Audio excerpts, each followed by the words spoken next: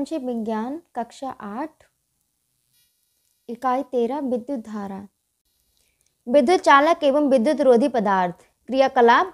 विद्युत cell, bulb, कुंजी, संयोजक तार को चित्रानुसार जोड़ें। ए और बी के मध्य तांबे का तार जोड़ें तथा कुंजी को स्पर्श कराएं। बल्ब प्रकाशित हो जाता है। अब ए और बी के मध्य प्लास्टिक से बनी वस्तु से जोड़ें, जैसे स्केल, कंघा आदि, तथा कुंजी को स्पर्श कराएं। बल्ब नहीं प्रकाशित होता है। क्यों? प्लास्टिक से बनी वस्तु में विद्युत का प्रवाह नहीं होता, इसलिए परिपथ पूरा नहीं हो पाता है, बल्ब नहीं जलता है। जिस तरह से ये दिखाया गया है इस तरह से आपको जोड़ना है। पूरा आप इस चित्र को देख लियो, वैसे ही करिए। अब ए और बी के मध्य सिक्का अथवा एल्यूमिनियम की पत्ती से जोड़े तथा कुंजी को स्पर्श कराएं। इसके बीच बल्ब प्रकाशित होता है। धातुओं से बनी वस्तु में विद्युत का प्रवाह होता है, इसलिए परिपथ पूरा हो जाता है और बल्ब जलने लगता है। अतः जिन वस्तुओं में विद्युत धारा का प्रवाह हो सकता है उन वस्तुओं को विद्युत चालक तथा जिन वस्तुओं में विद्युत प्रवाह नहीं हो सकता उन्हें विद्युत रोधी पदार्थ कहते हैं। विद्युत चालक। तांबा, एल्यूमिनियम, चांदी, ग्रेफाइट, पारा आदि। विद्युत रोधी जिनमें विद्युत नहीं चल सकती। रबड़, प्लास्टिक, सूखा कपड़ा, लकड़ी, कांच आदि। विद्युत घंटी। विद्युत घंटी में एक लोह क्रोड होता है जिस पर धारा प्रवाहित धातु के तार की कुंडली लिपटी होती है।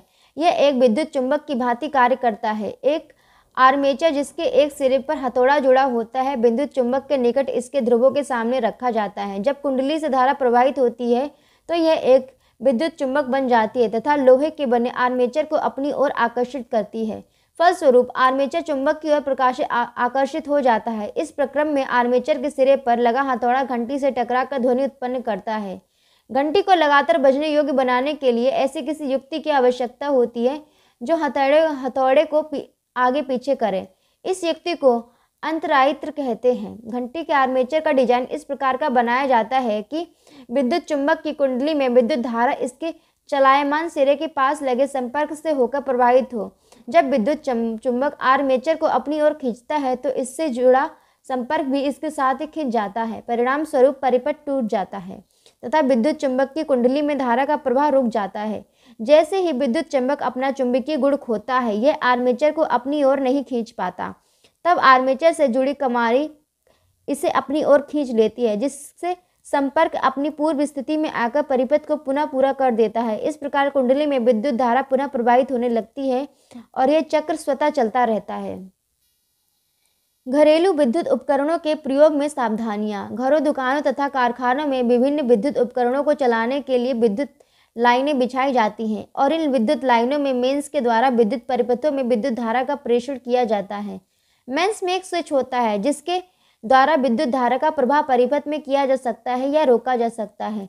जब किसी विद्युत परिपथ में उच्च वोल्टता के कारण प्रबल शक्ति की विद्युत धारा का प्रवाह होता है तो उस विद्युत परिपथ में लगे उपकरण जैसे बल्ब, पंखा, फ्रिज आदि खराब हो जाते हैं। उपकरणों को खराब होने से बचाने के लिए प्रत्येक विद्युत परिपथ में एक कम गलनांक वाले मिश्र धातु के तार के टुकड़े का प्रयोग किया जाता है।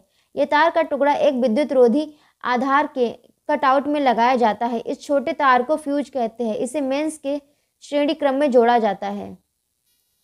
जब परिपथ में प्रबल शक्ति की विद्युत धारा बहती है तो फ्यूज स्वयं गर्म होकर पिघल जाता है, जिससे धारा का प्रवाह रुक जाता है और विद्युत उपकरण खराब नहीं होते।